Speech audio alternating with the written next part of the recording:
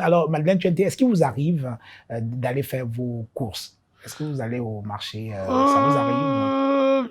C'est rare parce que dans la coutume bamileke, en Oui. tant que mafou, je ne dois pas aller au marché Oui. faire les courses. Mais est-ce que vous Je avez dois une idée? envoyer les gens pour faire les courses. Oui. Alors, et quand vous envoyez faire vos courses, vous avez une idée de combien Mais coûte, par exemple, un régime de plantain au Le marché régime de aujourd'hui? plantain, quand c'est les courses, quand c'est les petits régimes, c'est 5 000 francs. Maintenant, là, c'est entre 8 000 et 10 000 pour les régimes qui sont comme ça. Oui. Puisque je suis d'abord une femme au foyer, Oui. je contrôle, même si je ne vais pas au marché, je contrôle ce qu'on achète. Mm. Vous savez, il y a les petits régimes là. Oui, oui. Ça coûte à peu près 5 000. Oui. Des trucs qui coûtaient 1 000 francs. Oui. Alors, 2 000. justement, Maintenant, un ça régime coûte... de plantain à 5 000 francs, c'est horriblement cher. C'est vrai que il semble que le président Paul Biya s'occupe très bien de ses ministres, donc c'est pas un problème pour vous. Mais pour nous, un régime de plantain à 5 000 francs, c'est énorme. Je suis tenté de vous demander, est-ce qu'il n'y a pas Si moyen... vous saviez, M. Oui. Jean Bruno, si vous savez, Expliquez-nous. regardez les anciens ministres au Cameroun. Oui. Regardez le pourcentage de ceux qui vivent, comme vous dites là. Regardez les anciens ministres. Vous croyez que c'est parce qu'ils ont accumulé l'argent qu'ils ont... Il y a des ministres qui ont de l'argent et des ministres qui n'ont pas de l'argent. Oui. Bon, tout le monde le sait. Oui. Revenons à la question du plantain. Bon, Au niveau pour la question du plantain. Oui, le kabab, on se demande... Non, le plantain est cher simplement parce que c'est la chaîne de distribution. C'est-à-dire que entre la paysanne de Guélémendunga ou de Bayangam qui a son régime de plantain, encore qu'à Bayangam maintenant il y a le goudron partout. Je voudrais remercier le chef de l'État pour ça. Moi, je ne me plains pas. Si le goudron était partout comme à Bayangam, tout le Cameroun serait bien. Moi, je n'hésite pas à le dire. Mais il y a des endroits où il n'y a pas de route. Donc, il faudrait que nous pensions à ces endroits. Et c'est souvent ces endroits, forêt tropicale, tout ça, c'est là où on produit beaucoup de plantains. Mais vous allez reconnaître que depuis que nous avons vulgarisé le procédé de multiplication de semences de plantain par le PIF, c'est-à-dire multiplication à partir du PIF, mais des fragments.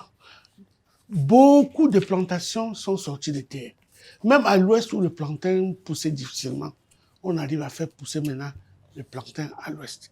Et maintenant, avec les plantains in vitro, nous faisons maintenant des semences à partir de la cellule.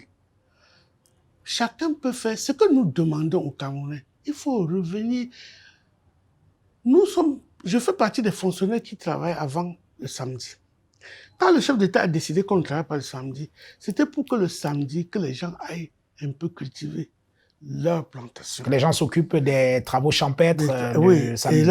Si chacun, nous avons calculé que ici dans le sud, nous avons fait la promotion du riz pluvial. Le chef série sud, ça veut dire celle qui s'occupe de ça, avec 1 hectare de plantation, le paysan produit 20 sacs. Il consomme 12 sacs et il donne le reste à la coopérative. Avec ça, nous pouvons exporter. C'est faisable. C'est faisable, mais ce n'est pas seulement. Les semences, nous les avons. On a même des endroits pour les conserver à des températures pour qu'ils ne soient pas attaqués. Mais la semence ne fait pas la farine dans les boulangeries. Après, nous donnons les semences au c'est un autre processus. Le milliardaire les donne au groupement de paysans. Tout ça, il faut encadrer. Faire les routes. Au moins entretenir les routes. Les routes qui vont vers les villages. Oui, oui. Les pistes rurales, comme on les appelle. Oui. Et si possible, bon, on fait ce qu'on peut, mais vous savez que ce sont des choses qui sont très, très, très chères. Et nous avons eu des moments difficiles. Tout le monde sait que c'est comme ça. Mais le plantain n'est pas cher parce qu'on ne produit pas. Vous savez que le plantain pourrit ailleurs. Et vous savez qu'il y a des zones où c'est encore plus cher. Pendant qu'on jette les mangues au nord, par exemple, il n'y avait pas de mangues au nord avant. Ce sont les mangues de la recherche qui font que maintenant, au nord, il y a des personnes qui exportent au Soudan, qui vendent les mangues. Le feu Amadou Ali, que Dieu ait son âme, lui, il était le plus grand promoteur des résultats de la recherche au nord. J'envoyais toujours des chercheurs chez lui. Même le lamido du Laï, le Rebouba. Lui, il utilise les chercheurs pour pouvoir exploiter ses plantations Et avec ça, il a une productivité et une production telle que vous pouvez être riche dans ce pays avec la recherche. Oui.